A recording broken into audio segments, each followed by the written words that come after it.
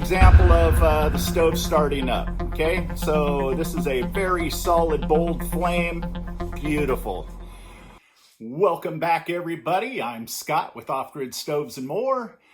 I'm here to talk with you about troubleshooting your stove and where to start. So many of you end up calling us up or emailing us. Emailing is best. And asking, where do I begin to look for a problem in my stove? Well, we're just going to have to do what's called a process of elimination. And this is what we do when we get an old barn find in here or something to that effect. And we just pretty much go down the list. The first thing that you want to check for is, you know, it might seem like common sense to a lot of you, but first and foremost, if it is showing no power, you hit the on switch and it is just dead.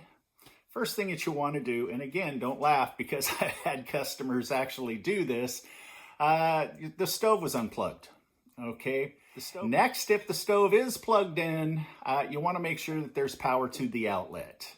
And again, these might seem like stupid suggestions, but again, I have had all of these things happen with customers that have called me up. Make sure that the breaker isn't tripped, and that the stove might have, the last time it ran, the stove might have malfunctioned and it could have tripped the circuit breaker. Okay, the next thing that you're going to want to check with having no power is your slow blow fuse. It's a 3.15A slow blow, and it is located for some of you on the back of your unit,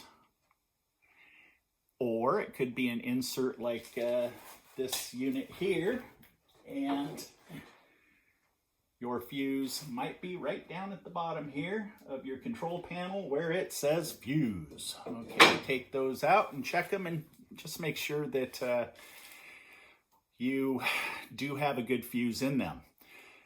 If by chance you go through those three things and you still have no power, the next thing unfortunately is we're going to have to have you send us your user board, your control board, and also send us your air sensor.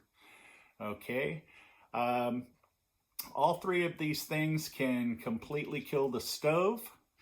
Another item that by chance you might have a problem with is one of your snap discs, either your low limit or your high limit.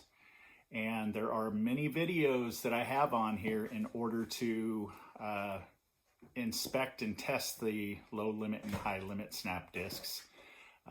So check those out. This video is, I'm trying to go down a really quick list as to bing, bing, bing, bing as to what you're going to want to check. Okay, we're done with no power. So again, if you check the home breaker, the stove is plugged in, and your stove fuses, the last thing that you might want to check is just get inside of the cabinetry where the components are at and look for loose wires. There is always a possibility that over the years, if you've owned it, you know, from opening and closing the door, lifting the hopper lid, dumping in the pellets, and yada, yada, yada, wires can potentially become loose, especially if you have, say, a chimney sweep come out and he performs a service on the chimney, and you know, you just never know. These are all things that we look for. The next thing that you're going to want to look for is if your stove does have power and you're trying to troubleshoot noise. Okay, let's just say that here's a clip of a stove to where the convection fan was hitting a wire that happened to shift inside of the cabinetry and was hitting the squirrel cage. The noise is always going to be coming from one of your mechanical devices. And what I mean is motors. The noise is either going to be coming from the auger motor, the auger shaft, the convection fan, or the combustion fan. That's pretty much it. Now, if your parts are starting to squeak or grind, or throw any other, words out there that could be related to a noise, those are the potential problems. Now, once you determine where the noise is coming from, I would highly suggest, if you have the ability, take the part out. Convection fans are notorious for getting clogged up with hair and debris, and the bearings have a tendency to dry up or disintegrate. Literally, they will just start squeaking and falling into pieces. Or if you have a rubber grommet, which you do, one of your rubber grommets could be finally wearing out, and your squirrel cage could be in there rattling. So take let's just say it's a convection fan that you've located the noise. Go ahead and remove the convection fan. This is just trying to go down a list of how to troubleshoot a problem. Then you can email us, and we can pretty much get right down to it to determine if you're going to need to order a new part, or if we're going to be able to sell you a part in order to rebuild whatever the problem is. It's that easy. Let's just say that we're done with noises.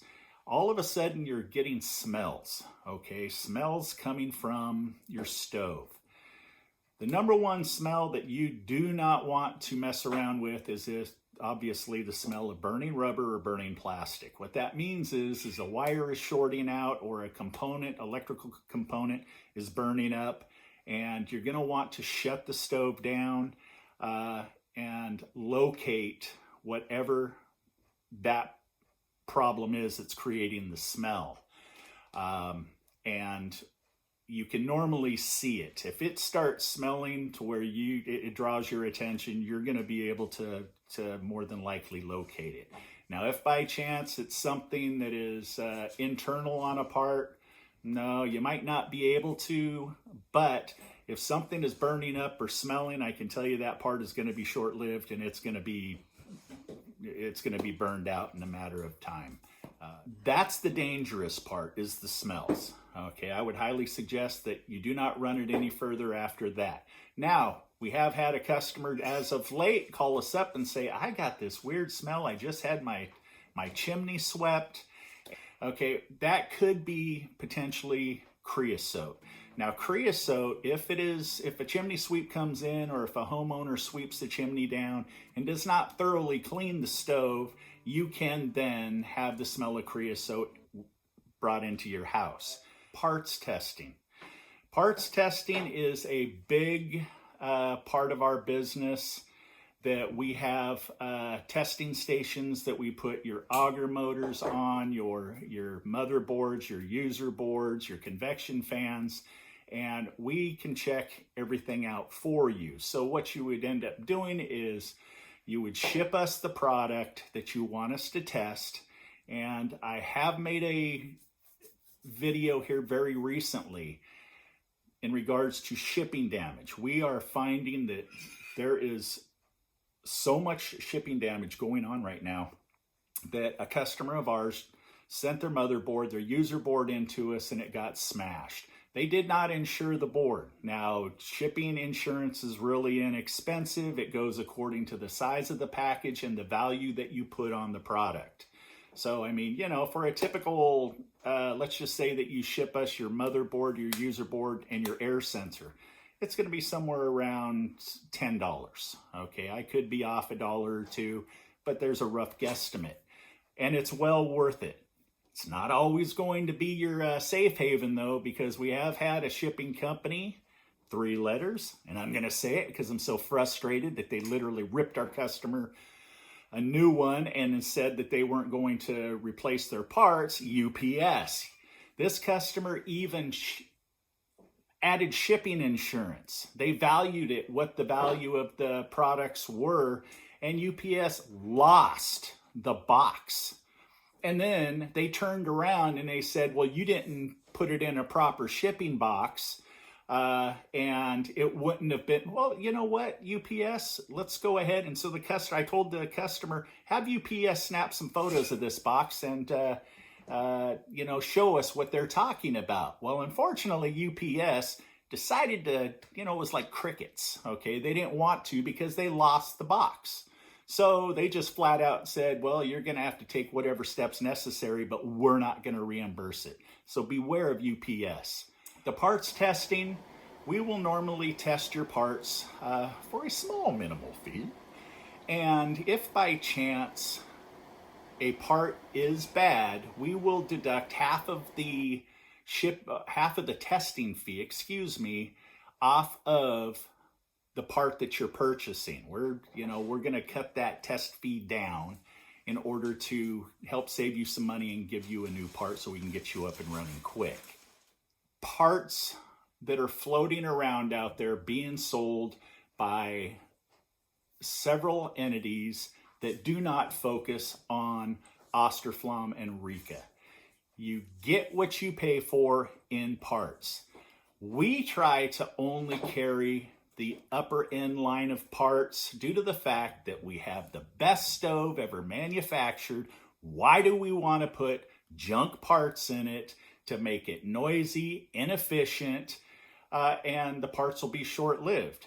Unfortunately, some manufacturers, since all of the chaos occurred back in 2020, disappeared on us, and we have begun to manufacture parts ourselves because we plan on doing this for a long time. And these stoves, you know, I mean, it's 30 some years old and this thing is like brand new. I got a customer that we're shipping this one out to, and this is going to be off the table here within the next couple of days.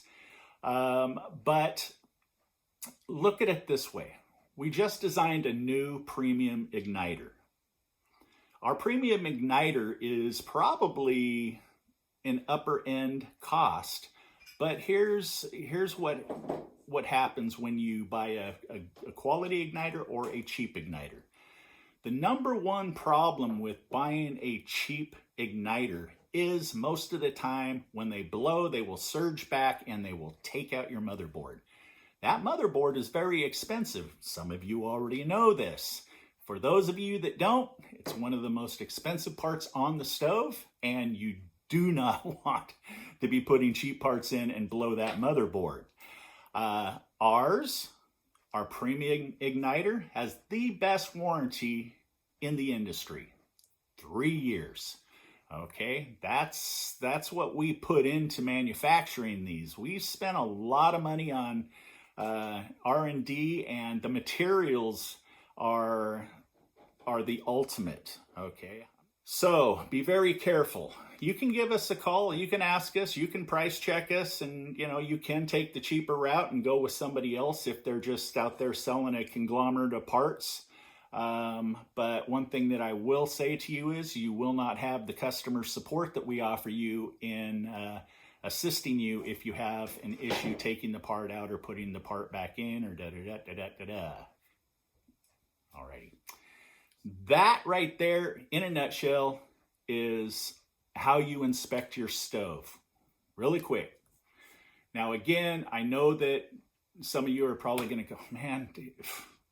Okay, so if you go down the list of no power, noises, smells, and you cannot figure it out, that's when you're going to want to email us at offgridstovesandmore@gmail.com, and we're going to get you up and running. Guaranteed. Very fast, very, you know, we know what we're doing. After 30 some years, I can tell you that some nights, you know, I help so many of you out there that I lay in bed and I just dream about fixing Austroflamms. Isn't that scary? One last thing that I do want to say. Pellets. Pellets are becoming a major problem. If you have not seen the video on pellet quality, please go watch that video. It is very important that you understand that not all pellets are created equal. Pellets these days, due to individuals that don't want to work, the quality control issues, the problem with getting wood resources that they once had. A lot of quality pellet manufacturers at one time were considered good, high quality premium pellets, which they still keep on their bags, but what's inside the bag has changed. You could have more byproducts, dirt, bugs, sticks and debris, creates pellet jams. They're making pellets now. There's a manufacturer or two out there that are making pellets that are up to 3 inches long.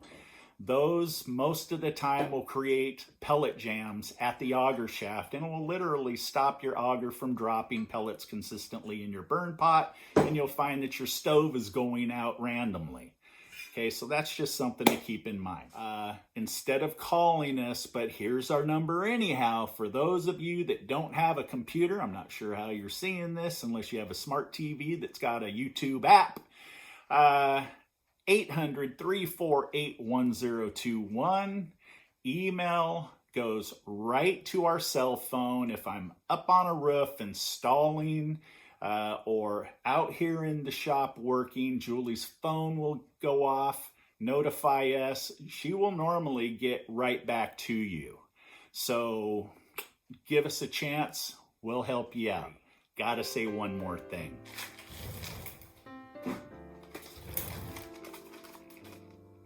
In the wintertime, surges from storms, from trees hitting power lines, are blowing these stoves, electronics on a regular basis. This is a very, very inexpensive piece of insurance that will save that freestanding or insert from having any electronic damage from a surge.